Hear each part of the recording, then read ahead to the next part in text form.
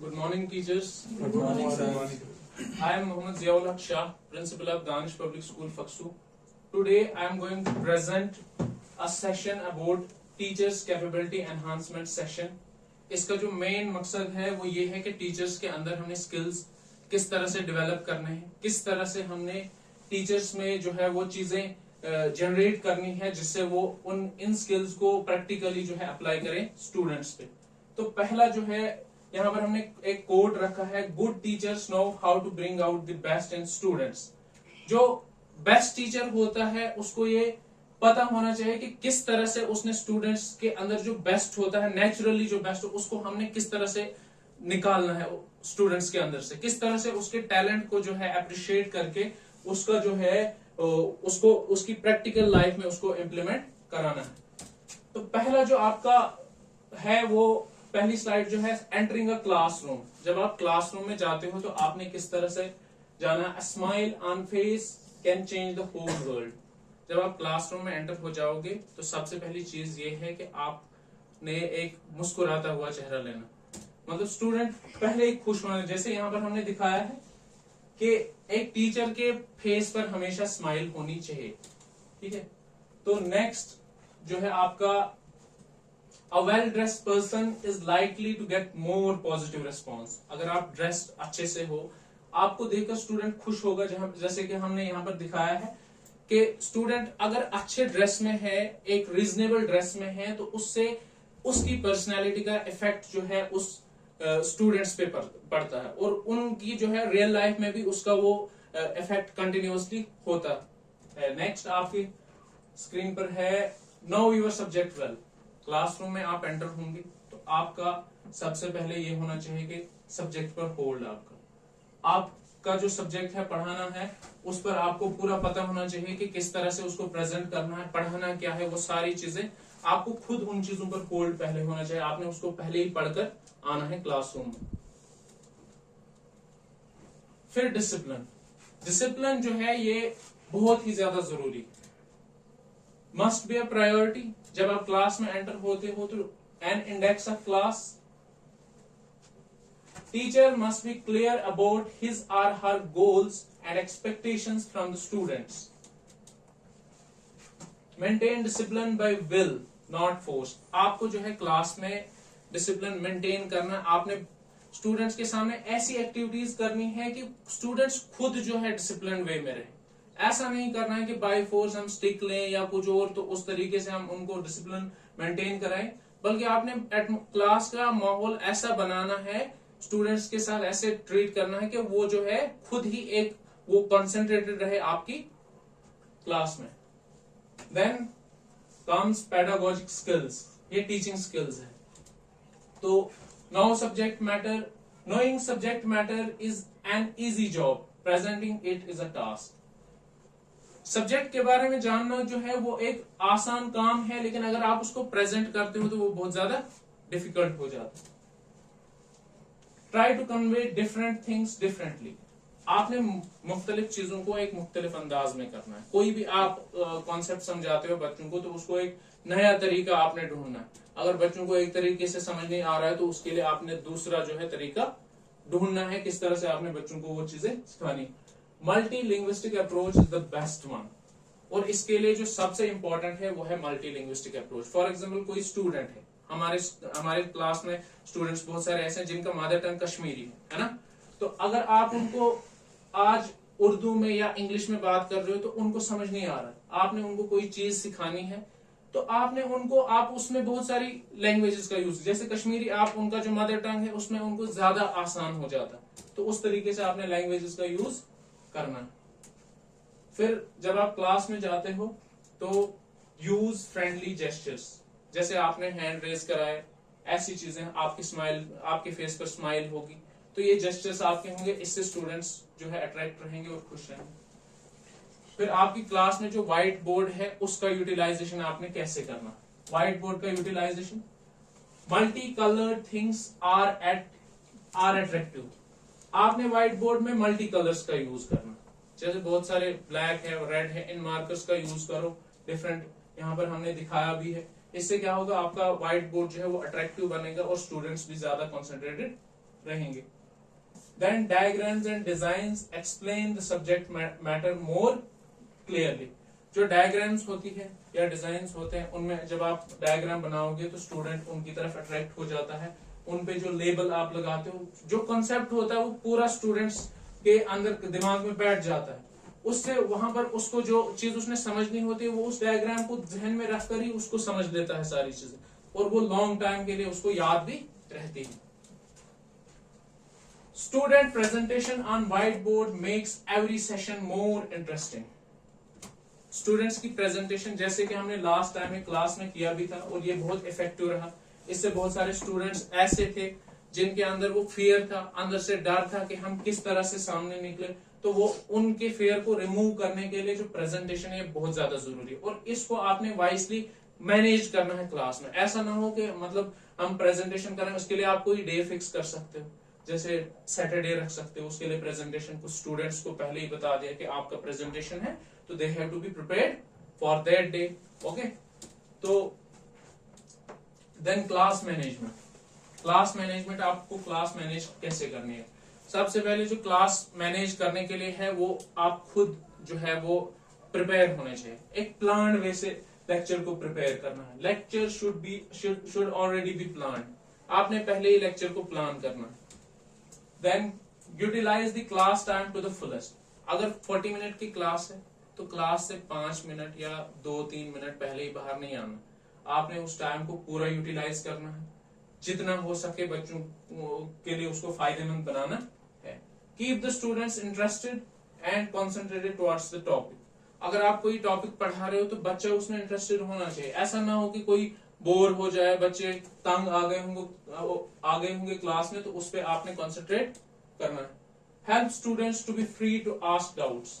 और ये मेरे हिसाब से ये चीज जो है ये बहुत ज्यादा जरूरी है। अगर इस चीज को हम ऐसा माहौल ना क्रिएट करें कि स्टूडेंट जो है वो फ्री रहें, उनके अंदर डाउट्स आते हैं, और मेन डाउट्स ही होते हैं। अगर स्टूडेंट्स के अंदर डाउट्स आते हैं और वो आपको पूछ नहीं पाते हैं, वो आपसे पहले ही डर जाते हैं कि नहीं अगर मैंने पूछा तो क्या पता मैम का रिस्पॉन्स क्या होगा, सर का रिस्पॉन्स क्या होगा। उनके अंदर ये एक फ्रीडम होनी चाहिए, उनके अंदर ये एक डर खत्म होना चाहिए कि उनके अंदर अगर कोई क्वेश्चन आता है तो फ्रीली पूछे, मैम यहाँ पर ऐसा क्यों है, ये चीजें ऐसी क्यों है। तो ये डाउट्स पूछने के लिए आपने उनका एटमॉस्फेयर वो फ्री करना है। Create a friendly environment among the students. और बच्चों में तकरीबन ज्यादातर फ्रेंडली एनवायरनमेंट क्रिएट करना है। मतलब ऐसा भी नहीं करना है आपने कि कुछ बच्चों की तरफ आप ज्यादा ध्यान देते हैं। मतलब ऐसा ना हो कि आप कुछ बच्चे ज्यादा फ्रैंक है क्लास में तो आप उन्हीं को ज्यादा टाइम देते हो, जो वीक स्टूडेंट्स है उनकी तरफ आप उतना ध्यान नहीं देते। आपने वीक स्टूडेंट्स पर ज्यादा फोकस करना। Next, homework should be checked on daily basis. आपने क्लास को इस तरह से मैनेज करना है कि क्लास में आपका जो होमवर्क है वो भी चेक हो जाए और क्लास का जो मतलब जो आपने पढ़ाना है वो भी हो जाए। फॉर एग्जाम्पल आपका 40 मिनट्स का क्लास है, आपने 30 मिनट्स का पहले ही आपने प्लान रखा कि आज मैंने इतना पढ़ाना है, इतने टाइम में बच्चे क्लास वर्क करेंगे और उसके बाद जो है होमवर्क के लिए मुझे 10 मिनट्स मिलेंगे। 10 मिनट्स को मैंने किस तरह से यूटिलाइज, ऐसा ना हो कि मतलब आप 10 मिनट्स में सीधा साइन कर दो तो उनके जो एरर्स है वो आप रेक्टिफाई नहीं करो, उनको भी ध्यान में रखकर आपने उन चीजों को करना है, टाइम को manage. Student should not be scolded on their mistakes, instead encourage them. देखो क्लास में बहुत सारे बच्चे होते हैं, वीक स्टूडेंट्स होते हैं, जब वो गलती करते हैं तो उनको हमने ऐसा नहीं करना है कि डरा ही देना है ऊपर से कि एक बार उसने गलती की दोबारा वो ऐसा ना रहे कि वो कुछ बोल ही पाए, वो ट्राई भी ना करे बाद में। आपने ऐसा बनाना है, उनको एनकरेज करना। और यहाँ पर मुझे एक कोट याद आ रहा है कि 9/10 ऑफ एजुकेशन इज एनकरेजमेंट। ये कोट किनका? एनाटोले फ्रांस। हाँ, एनाटोले फ्रांस। तो उनने ये कोट कहा है कि 9/10 ऑफ एजुकेशन इज एनकरेजमेंट। आपने बच्चे को एनकरेज करना। Then classroom management is about practicing preventive measures that help you get control of a classroom before someone misbehaves. आपने पहले ही प्रिवेंटिव मेजर्स अडॉप्ट करने। जैसे आप क्लास में जा रहे हो, आपने पहले ही कुछ बोर्ड पे ऐसा कुछ बना दिया कि उसकी तरफ जो है स्टूडेंट्स अट्रैक्ट हुए। मतलब ऐसा ना हो कि क्लास में अब टीचर बैठ गया चेयर पे तो स्टूडेंट सोच रहे हो पढ़ना क्या है और वो कुछ मिसबिहेव करते। इससे पहले आपने इन चीजों को प्रिवेंटिव मेजर्स पहले अडॉप्ट करने। Teaching is not only about books, instil ethical values in the students. खाली बुक्स के बारे में नहीं पढ़ाना है बल्कि उनमें एक इथिकल वैल्यूज भी लानी है। तो ये चीज नेक्स्ट, हर दिन जब टीचर घर से निकलता है तो आपने सेल्फ इंट्रोस्पेक्शन करना, खुद से कुछ सेल्फ एवेल्युएशन करना है, खुद से कुछ सवाल पूछने हैं। तो पहला जो क्वेश्चन है, did I ask the question and wait for answer. क्या मैं क्लास में क्वेश्चन पूछता हूँ? क्या मैं, अगर मैंने क्वेश्चन पूछा स्टूडेंट्स से तो क्या मैंने वो उनके आंसर का वेट किया? अगर वेट भी करना है तो एंडलेसली वेट नहीं करना कि पूरी क्लास जो है वेट में ही चली जाए। मतलब कुछ टाइम रखना है, स्टूडेंट का वेट करना है कि वो आंसर करे। जैसे मैं खुद एक पर्सनल एक्सपीरियंस शेयर करूं, क्लास 7th में जो है बच्चे हैं वो, उनके अंदर वो बहुत ज्यादा डर है। जब मैं उनको कोई क्वेश्चन पूछता हूं तो उनको तकरीबन 5 मिनट तो लग ही जाते हैं, वो मुंह ही नहीं खोलते। तो उनको आपने ऐसा उनको टाइम देना है। अगर वो आंसर नहीं कर पा रहे, did I allow a child to finish his or her response. अगर वो आंसर कर पा रहा है, कहीं ऐसा तो नहीं है कि मैं उसको रोक रहा हूं, हाँ तुझे याद है या आपको याद है तो बस आधा ही छोड़ दिया। चाइल्ड, बच्चे को फिनिश करने देना है आंसर जब आप उसको क्वेश्चन पूछ रहे हो। Then did I give hints to help them along. ये पहला क्वेश्चन, जब आपने क्वेश्चन किया आपने उसका वेट किया। अगर स्टूडेंट को नहीं आ रहा है क्वेश्चन, आंसर नहीं आ रहा है, तो उसके लिए आप क्या कर रहे हो? डिड आई गिव हिंट्स, क्या आप हिंट्स दे रहे हो उसके लिए कि नहीं, आंसर का क्लू दे रहे हो कि हाँ इसको ऐसे आंसर था। Then how could I have change to facilitate the elicitation of the answer. अब क्या होता है, क्या अब बच्चे को आंसर नहीं आ रहा है तो उसको मैं कैसे फैसिलिटेट करूं कि वो उस आंसर को एक्सप्लेन करे। मतलब ये वाला पॉइंट जो है हिंट्स वाला, ये क्लू देना है आपने बच्चे को कि अगर उसको नहीं आ रहा है तो उसको आपने हिंट देना है कि नहीं इसका आंसर ऐसे जैसे था। Then did I praise the child or class for their knowledge? फिर आता है ये पॉइंट, ये मोस्ट इंपॉर्टेंट है। अगर कोई बच्चा आपको आंसर कर रहा है, आपको उसको प्रेज करना चाहिए। अगर आप उसको प्रेज करना मतलब आप उसको एनकरेज कर रहे हो नेक्स्ट के लिए।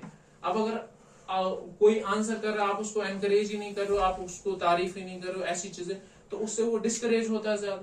तो उसके बाद, और खास करके इस पॉइंट में जो वीक स्टूडेंट्स है, अगर कोई वो रेस्पॉन्स करे उनको ज्यादा प्रेज करना, क्योंकि उनमें वो एक जो है फिर कॉन्फिडेंस आ जाता है, वो आगे के लिए जो है ज्यादा हार्ड वर्क करते हैं।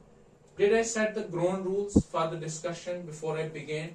अगर मैं कोई भी क्लास में डिस्कशन कराता हूँ, कोई टॉपिक है, कोई मैं डे रख लेता हूँ कि इस दिन जो है इस टॉपिक पे डिस्कशन होगा, तो क्या उस डिस्कशन के लिए आपने पहले ग्राउंड रूल सेट करने। ये नहीं है कि क्लास को बोलना है डिस्कशन तो पूरा शोर मचा दे, उसके कुछ रूल्स बनाने हैं, ग्राउंड रूल्स, फिर जाकर आपने बताना है कि now you can start your discussion on the prescribed topic.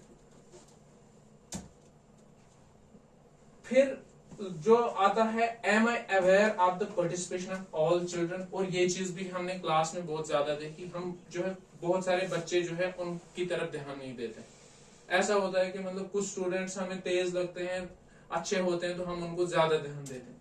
लेकिन जो स्टूडेंट्स, हमने ये जहन में रखना है कि जितने भी स्टूडेंट्स हैं वो पार्टिसिपेट करें, तो इन चीजों को ध्यान में रखें। At the end of the each day ask yourself, am I doing justice to my job. हर दिन अपने आप से पूछो कि क्या मैं अपने काम से इंसाफ कर रहा हूँ।